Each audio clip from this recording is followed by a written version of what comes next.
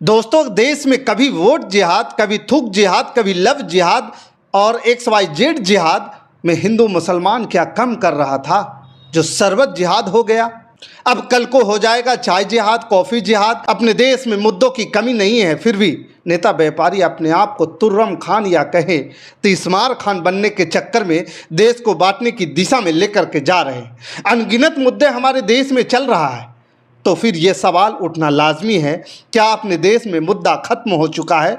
क्या हमारे देश में अब कोई भी मुद्दा नहीं बचा है जो बड़े बड़े लोग अब शरबत की सियासत करने लगे हैं? क्या इस देश की किसान की समस्या दूर हो गया है? क्या शिक्षा, स्वास्थ्य, बेरोजगारी की समस्या खत्म हो गया है? स्कूल कॉलेज जाते बच्चों का मुद्दा, सरकारी अस्पताल से लेकर के सरकारी स्कूलों का मुद्दा, बेरोजगारों का मुद्दा, नौजवानों का मुद्दा, महंगाई का मुद्दा, पेट्रोल डीजल का मुद्दा, दुनिया में ट्रेड वॉर का मुद्दा, बंगाल का मुद्दा, सीमा पर तनाव का मुद्दा, क्या कोई मुद्दा नहीं है हमारे देश में?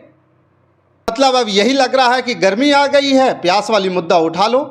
अरे लोगों को पानी पीने को नहीं मिल रहा है, आप शरबत की जंग छेड़ रहे हो। शरबत इस देश का सबसे बड़ा मुद्दा फिलहाल बन गया है कि शरबत की बोतल जो है रूअफ़ज़ा पिया जाए या पतंजलि का गुलाब शरबत। सबसे बड़ा सवाल यह है कि हिंदू शरबत या फिर सेकुलर शरबत। हंसी भी आती है और रोने का भी मन करता है कि हमारे देश में क्या तमाशा बन गया है। और उससे ज़्यादा रोना इस बात का आता है कि आज जो बहस का मुद्दा है किसी राह चलते चाय की दुकान पे नहीं कर रहे हैं हमारे देश के बड़े बड़े बिजनेसमैन और हमारे देश के बुद्धिजीवी वर्ग। और इसलिए मन में सवाल आता है कि क्या देश का बुद्धिजीवी वर्ग इतना पतन कर चुका है कि अब शरबत की सियासत में उलझ कर रह गया।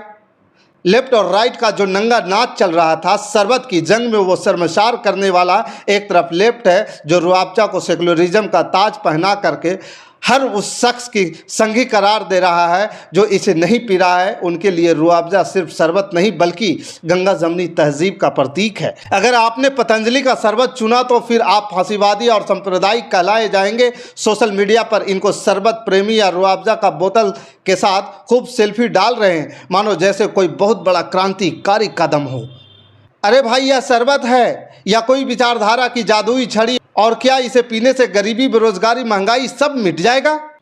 सारी समस्याएं छोटी हो जाएगी, सारी समस्याओं का जड़ खत्म हो जाएगा? क्या इस देश के बुद्धिजीवी वर्ग को कोई मसला नहीं मिल रहा जो रूअफ़ज़ा की बोतल रख के हाथ में गिलास लेके फोटो डालने लगे?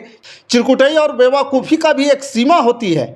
दूसरी तरफ राइट वाले जो पतंजलि के गुलाब शरबत को भारतीयता का झंडरबदार बना चुके हैं, उनके लिए रूअफ़ज़ा जो है आज जिहाद का पर्याय है।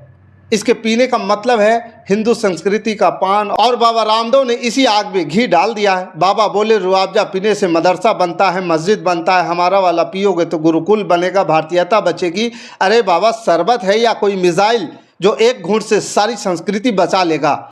और इतना ही चिंता बाबा आपको था तो फिर आपने वाले शरबत में इतनी चीनी काहे ठूस दिए थे? देश का तो पता नहीं, लेकिन आपका शरबत का तो गारंटीज सबको पता है। बात को समझिए और फिर बताइएगा कमेंट करके। कई बार ना बाबा रामदेव भी हद पार कर देते हैं, हर चीज़ को देशभक्ति से जोड़ देते हैं, माना कि इससे उनकी दुकान जो है अच्छी चलती है, माना कि इससे उनका कारोबार को फ़ायदा मिलता है, माना कि वो देश से प्रेम करते हैं।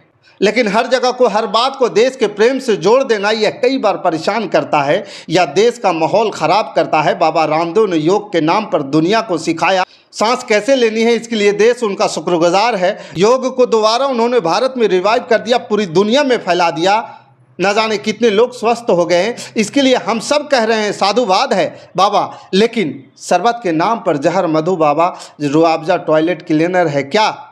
मतलब इसका मतलब क्या है? क्या आपकी पतंजलि की फैक्ट्री में गुलाब की पंखुड़ियां हैं जो स्वर्ग से टपकती है? नहीं ना, आपका भी शरबत वही रूअफ़ज़ा की तरह चीनी की चाशनी है। और फिर उस पर आपने कह दिया शरबत जिहाद। बाबा, आपकी एक वीडियो ने ऐसी आज नफरत की आग लगा दी है कि शरबत की बोतल को लोग धर्म की तलवार बना रहे हैं। और सबसे मज़ेदार बात यह है कि आपकी कंपनी का तो इससे तमाशे से मुनाफा हो रहा है।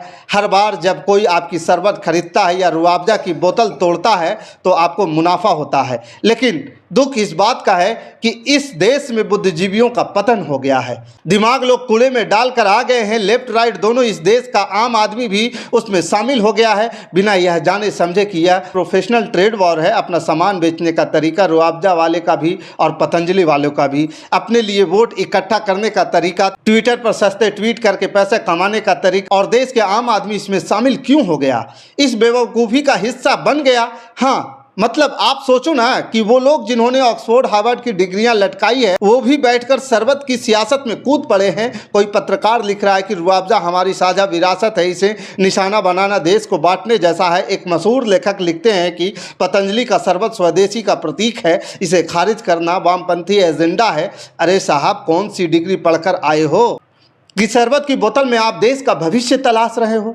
जब गरीब मजदूर रोटी के लिए तरस रहा है, जब नौजवान नौकरी के लिए दर दर भटक रहा है, तो आप लोग शरबत की बहस में उलझे हुए हैं। यही आपकी बौद्धिकता है? क्या यही वो आज़ादी है जिसके लिए क्रांतिकारी शहीद हुए थे? शर्म नहीं आती है आप लोगों को जब आपकी टाइमलाइन पर शरबत की सेल्फी ट्रेंड कर रही है? सोचिएगा, उस वक्त कोई मजदूर भूखा सोता था। इस शरबत के मुद्दे के बीच अपने देश के असल मुद्दे गायब कर दिए और शरबत की आड़ में देश का अपमान कर दिया। जहां 2024 में 6 करोड़ लोग रोजगार के तलाश में थे, सरकार के पास जवाब नहीं था। महंगाई से मध्यम वर्ग परेशान है, दूध 70 रुपये लीटर, तेल जो है महंगा हो गया है। शिक्षा का हाल यह है कि प्राइवेट स्कूल में पढ़ाना क्या ही कहा जाए। सरकारी स्कूलों की बात ही निराली हो गई है। अस्पताल का भी यही हाल है। देश के किसी बड़े अस्पताल में चले जाइए, सरकारी अस्पतालों में लाइन इतनी लंबी है और प्राइवेट अस्पतालों का खर्चा इतना ज़्यादा है कि आपको देखकर डर लग जाएगा। और सांप्रदायिक सौहार्द, वो तो बंगाल की, यूपी, हरियाणा में हर हफ्ते दंगों की आग में जलता रहता है। लेकिन इन सब पर कौन बात करे? कौन बात कर रहा है? कोई नहीं, क्योंकि हमको तो शरबत की बोतल पर ध्यान लगाना है। रुआवजा बनाम पतंजलि, यही वो जंग है जिसने देश की असल मुद्दों को निगल लिया। जब लोग सड़क पर शरबत की बोतलें तोड़ रहे थे, तब कोई यह नहीं पूछ रहा था कि शरबत गरीब के लिए 2 वक्त की रोटी क्यों नहीं। जब टीवी चैनल पर शरबत की डिबेट में घंटों बिता रहे हैं, तब कोई क्यों नहीं पूछता कि बेरोजगार नौजवानों का भविष्य अंधेरे में क्यों है। शरबत का अगर मेडिकल सच आप जानेंगे तो आपको हंसी भी आएगी और दुख होगा कि किसके लिए लड़ रहे थे।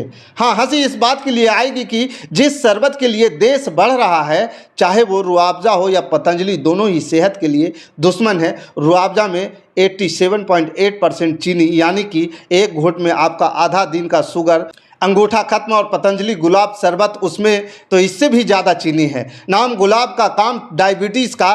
कई सारे डॉक्टर्स ने रिसर्च की है कि वो ये कहते हैं कि चीनी जो है सिगरेट से ज़्यादा खतरनाक है। चूहों पर किए गए इसके प्रयोग में चीनी का पानी पीने वाले चूहों को लत लग गई, तनाव बढ़ा, वो सामान पानी पीने के लिए भी भूल गए। इंसानों का भी यही हाल है। हर घूंट के साथ डायबिटीज़, मोटापा और दिल की बीमारियों को न्योता दे रहे हैं और इसके बाद लड़ाई कर रहे हैं रुआवजा वर्सेस पतंजलि। इसके लिए, जहर के लिए, वो जहर जो समाज में बांटा जा रहा है, वो जहर जो जिसको आप सेकुलर या देशभक्त बनने के लिए आपके अंदर जो डाला जा रहा है, फिर आपके शरीर का वो, या वो जहर जिसको आप सेकुलर या देशभक्त बनने के लिए अंदर डाल रहे हैं और फिर आपके शरीर का वो नुकसान पहुंचा रहा है। अगर नहीं तो इस बहस का मतलब क्या है? क्या हिंदू शरबत आपको डायबिटीज से बचा लेगा? क्या सेकुलर शरबत आपको लीवर को माफ़ी दे देगा? जवाब है नहीं। यह सिर्फ सियासत है जो आपकी सेहत और देश की शांति दोनों को बेचती है। देश कभी जय जवान जय किसान का नारा लगाता था, वो जय शरबत हर शरबत की मूर्खता में डूब गया। रुआवजा और पतंजलि दोनों सिर्फ ब्रांड है जो आपकी जेब और सेहत दोनों लूट रहे हैं। लेकिन हमने इन्हें विचारधारा की बोतल बना दिया है। लोग शरबत पीकर सोशल मीडिया पर क्रांति ला रहे हैं, लेकिन असल क्रांति गरीबी, बेरोजगारी, महंगाई, उनके बीच में कहीं ना कहीं अब चाहे लेफ्ट हो या राइट, बाबा रामदेव हो या रुआवजा के मालिक, सब इस तमाशे के कारोबार में बराबर के गुनहगार हैं। और सबसे बड़ा गुनाह वो हम जैसे लोगों का है जो इस बेवकूफ़ी का हिस्सा बन गए हैं। इसलिए अगली बार जब आप शरबत की बोतल उठाएं तो ज़रा सोचिएगा कि क्या वाकई में आपकी प्यास बुझाएगा, क्या यह सिर्फ नफरत और मूर्खता की प्यास बढ़ाएगा। देश को शरबत की नहीं, शांति की ज़रूरत है। गरीब को रोटी चाहिए, नौजवान को नौकरी चाहिए, गरीब के बच्चों को स्कूल चाहिए। लेकिन अगर हम शरबत की सियासत में उलझे रहे तो बचेगा सिर्फ एक मजाक। वो मजाक जो हमने अपने देश को बना दिया। तो जागिए, वरना यह शरबत की बोतल हमें आपको डुबो देगी। सेहत, शांति और सम्मान सबके साथ खत्म हो जाएगा। बाकी इस खबर के प्रति आपका क्या विचार है, आप हमें कमेंट कर ज़रूर बताइएगा। हमारे साथ बने रहने के लिए धन्यवाद। जय हिंद, जय भारत।